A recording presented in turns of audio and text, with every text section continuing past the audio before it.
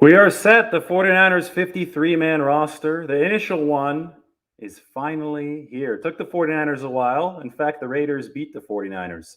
Not on the field. The Raiders beat the 49ers as far as releasing their official 53-man roster first. All their releases, all their waves, all their injury list transactions. Normally the Raiders are last consistently every single season. Well, this time the Raiders were there a little bit ahead of the 49ers. Oh, well, Niners got it done. We got the spreadsheet up here just to my left, and we can begin going position by position. I know I gave you guys a peek behind the curtain earlier today, did a live for over an hour as some of those cuts were coming in, but now we can actually do this in a more organized, concise fashion with all of the cuts in front of us. So let's go position by position. First, quarterback. The 49ers, as we predicted, ended up taking only two. They released Nate Sudfeld. He's going to be on the practice squad for the 49ers. They'll almost certainly bring him back tomorrow whenever the practice squad opens up for eligibility. Sudfeld's contract has the guaranteed amount of money for a practice squad veteran salary on it. So that was the plan all along. Nate Sudfeld could have played his way into QB3 discussion potentially, but only if Garoppolo or Lance were seriously injured. Lance has a chip on one of his fingers on his throwing hand, but the 49ers only expect him to be out of practice for 7 days. So there is no serious injury and there's no long-term injury in the 49ers quarterback room. That means that Jimmy Garoppolo and Trey Lance are your two quarterbacks on the initial 53-man roster. And Nate Sudfeld is going to be on that practice squad just in case the 49ers need to call him up. Nothing tricky there. What it does is it opens up a roster spot elsewhere for the 49ers, which they're certainly happy to have. 49ers running backs room. This is the one that came with a surprise. And there were a couple surprises today, but running backs, well, the fans will be happy. I polled everybody the other day and I asked, who would you rather see take the 49ers final running back spot? There were two options because Elijah Mitchell was a lock. The two options for that final spot were JaMycal Hasty and Wayne Gallman, a second-year man or a veteran who's had 3 years in the league and who has put a lot of good stuff on film, and I'm talking about Wayne Gallman right now, with a bad team. That was Gallman with the New York Giants. Hasty put some good stuff on film for the 49ers last season, but most of it came in the preseason, and then another electric preseason in 2021 followed. But my thinking, and my prediction was that the 49ers would go to the better pass protector in Wayne Gallman. I did, however, leave that one open for competition. It wasn't a lock because I thought that JaMycal Hasty was so impressive during the preseason. He really was electric. And to me, it looked like JaMycal Hasty added some beef to his frame, which was important over this offseason because the one knock against Hasty when he had to come in on spot duty for the 49ers and even extended duty for the 49ers last year when they had so many running backs out against the Packers was he was just too small to absorb a steady NFL beating. Well, I think that Hasty has become sturdier. I think that strength has led Kyle Shanahan to believe that he can do some spot blocking whenever necessary. And because of that, the 49ers now view Hasty as more reliable than they did last season. We're going to talk to Kyle Shanahan about this tomorrow on Wednesday when the 49ers have practice again. But I can guarantee you that Shanahan will use that as an explanation.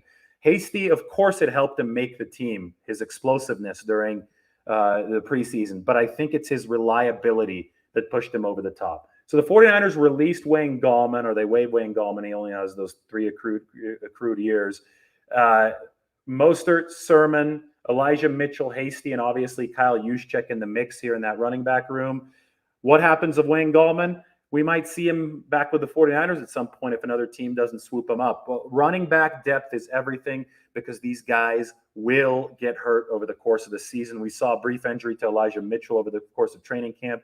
And, of course, a more major injury to Jeff Wilson, who is now on the physically unable to perform list and will be out at least for the first 6 weeks of the regular season. So we can expect Jeff Wilson to come in as a reinforcement during the season once that meniscus is all healed up. And we can't rule out Wayne Gallman coming in as a reinforcement at some point during the season, because inevitably there will be more injuries in this 49ers running backs room. That's the hard part of cut down day. You have to see who makes the practice squad, who gets poached by other teams. The 49ers did all that they could. I think today their strategy rotated around protecting players who might be poached from other teams from that possibility.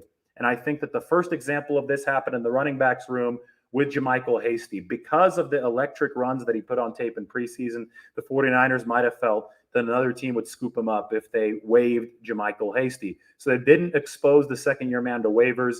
Instead, they carry him on the 53-man roster. And we'll see what the plans for Wayne Gallman are. Maybe he doesn't get picked up. Maybe the 49ers add him to the practice squad, which is essentially an expanded 53-man roster.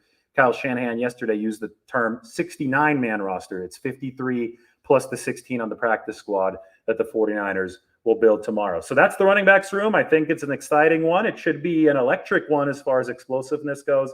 And the 49ers do feel that they have some pass protection capabilities from Sermon. They like what Mitchell has done. Obviously, Mostert is in there, and JaMycal Hasty has earned the nod due to his reliability. So we'll see what happens. On to the receiver room. Here you go. It's all highlighted on the spreadsheet. The 49ers carried 6 wideouts, as they said they would. The big news is that the 49ers carried both Jauan Jennings and Jalen Hurd. It was seen as an either-or entering this cut-down day by many people.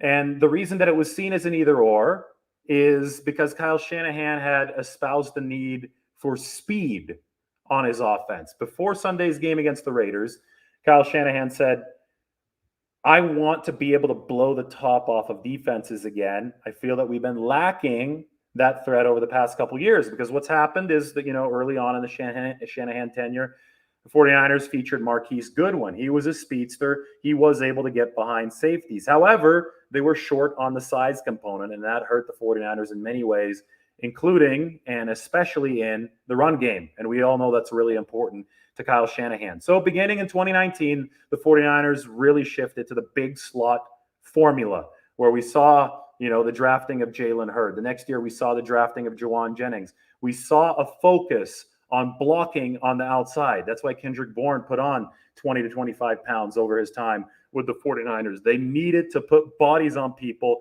to run the outside zone the way that they ultimately did in that NFC title game against Green Bay. Well, since the 49ers started off in the Shanahan tenure with a surplus of speed, they then had maybe not a surplus, but they had of size, but they definitely had enough size on the outside through 2019 and 2020 when they were healthy, obviously. But Shanahan felt that there was a deficit of speed. So he said, Travis Benjamin has a good shot to make this team. We'll see if Travis Benjamin's concussion that he suffered in the game against the Raiders ended up changing Shanahan's thinking.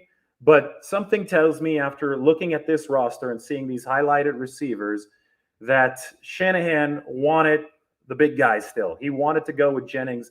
He wanted to go with Jalen Hurd. And, of course, the other big slot on this roster is Mohamed Sanu. And maybe the little something that's speaking to me about this is, actual press conference and actual interview soundbite footage from Shanahan, from Jimmy Garoppolo, where the 49ers just spent all of training camp lavishing their big slot guys with extreme praise. First, Jimmy Garoppolo dropped the F-bomb when he praised Mohamed Sanu. So you knew there was an arrow up there, because Sanu was really impressing the 49ers through OTAs in the early part of camp. He's actually healthy this time as opposed to last season.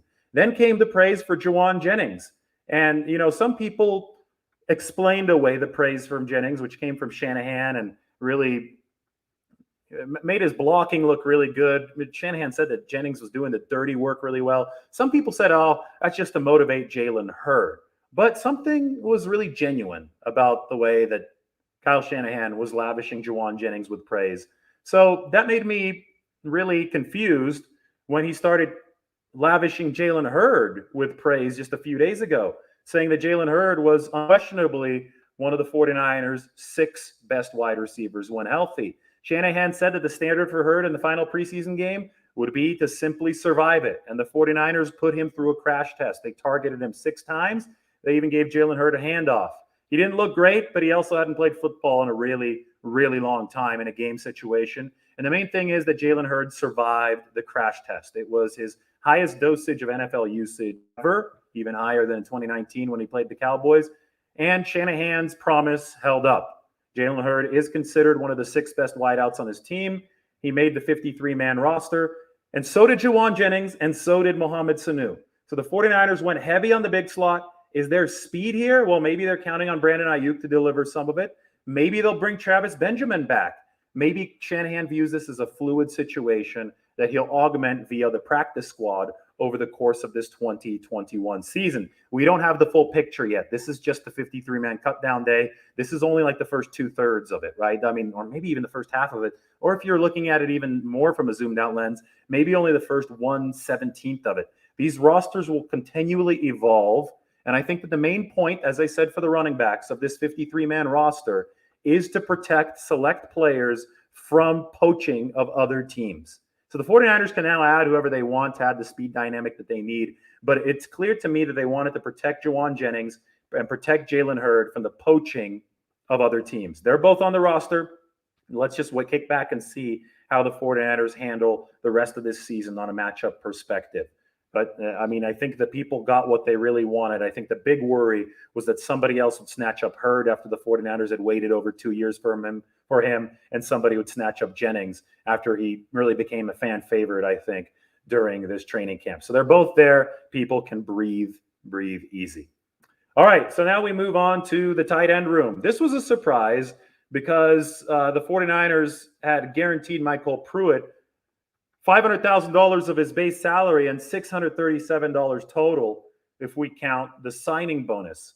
Michael Pruitt was a veteran who had replaced Delanie Walker in Tennessee, and now the 49ers were bringing him in a blocking role for the 49ers, but he hurt his calf early in the training camp and then just didn't have a good preseason. This is an interesting maneuver because in the past, I think we've seen Shanahan hold on to these kind of situations a little bit longer than usual because the money had been guaranteed. But this time, Kyle just decided to cut his losses early, and he released Michael Pruitt. Instead, he decided to take only 3 tight ends: George Kittle, Charlie Werner, and Ross Dwelley. Though those 3 tight ends were the ones that obviously impressed the most during training camp. Kittle has guaranteed money, Ross Dwelley has guaranteed money, and Werner is still only a second-year rookie deal tight end who made big strides over the offseason. Because of those big strides, the 49ers were capable of taking these 3. But again, I caution you that this was only the initial 53-man roster. I think that this is going to be game plan oriented for the 49ers. Kyle Shanahan, against certain opponents, will have formations and rotations that call for the 49ers having 4 tight ends. So perhaps they'll be able to pick up Michael Pruitt back on the practice squad. And what that would do if he gets that practice squad veteran salary of $252,000 is that would allow the 49ers to get a rebate for some of the dead money that they now have on Michael Pruitt, which is a lot, $637,000. So I think that you look at this not being a finished product, you recoup some of that money that you lost with Michael Pruitt and releasing him today through the practice squad, or you bring in another tight end because the 49ers also released Jordan Matthews, whose blocking still isn't, up to tight end standard. He just got bulldozed by a linebacker against the Raiders. So you have to have at least one other body in there at that practice squad. We'll see who it ends up being for the 49ers. Pruitt would be the most financially efficient option. And then I think that you do see them use that practice squad as a taxi squad. And for some games, this team will have 4 tight ends up. It's going to be a matchup-oriented, analytically-oriented kind of deal. On the initial 53, though, the 49ers carry only these 3. On to the offensive line, where we have yet another surprise. Here they are. 8 offensive linemen. That is as expected. But look at here. Tom Compton, a veteran move that probably won't be popular with all too many people, because we will be honest, Tom Compton has been a below-average guard throughout most of his NFL career, and definitely at this point of his career, Tom Compton is not a high-ceiling guy. Compton takes the spot of second-year man Colton McKivitz, and I will admit this was surprising to me because I thought McKivitz had shown that he had made some strides here in year 2 after having an ugly year 1. But apparently the 49ers still believe that the floor for Colton McKivitz remains unacceptably low. And they apparently believe that the floor for Tom Compton, even though he's not a high ceiling guy, they believe that the floor is higher than that for Colton McKivitz. I'll also tell you that Tom Compton can play a little bit of tackle, which he did during training camp in the preseason. And he probably is a more versatile lineman with a higher floor at all positions than McKivitz. Still, this is an area of concern for me. I think the 49ers, throughout their starting 5 offensive linemen between Trent Williams, Laken Tomlinson, Alex Mack, Daniel Brunskill, and Mike McGlinchey are good, especially if you consider that Aaron Banks, who's highlighted here in brown because he's still hurt, might eventually take over that right guard role. The 49ers certainly hope that he will. If Banks successfully does that, you're sitting very pretty 1 through 5 along the 49ers offensive line. But as we know from experience, it's not only about 5 offensive linemen. You need more. You need depth, especially since some of these guys are getting a little bit long in the tooth. That means that the 49ers will likely have to rely on their 5th-round rookie, Jalen Moore, who did some good things in training camp at some point, and he was mainly working at tackle. That means that, yes, Aaron Banks needs to get healthy as soon as possible so that Daniel Brunskill can potentially be your Swiss Army knife playing anywhere. And that means that, yes, they do need a higher floor guy just in case shit hits the fan amongst these 5 offensive linemen with injuries, and they have to turn to a veteran that doesn't mess things up too much. That's why I think Tom Compton's up on this 53-man roster, and I think that the 49ers simply saw something in practice, saw something on film that made them too nervous about Colton McKivitz holding one of those depth offensive line roles.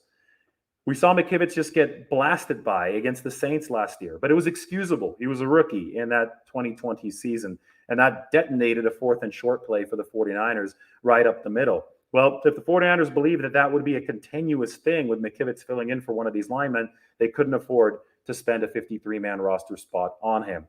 It'll be interesting to see if the 49ers still believe in McKivitz as a developmental project. If they do, they'll carry him on the practice squad.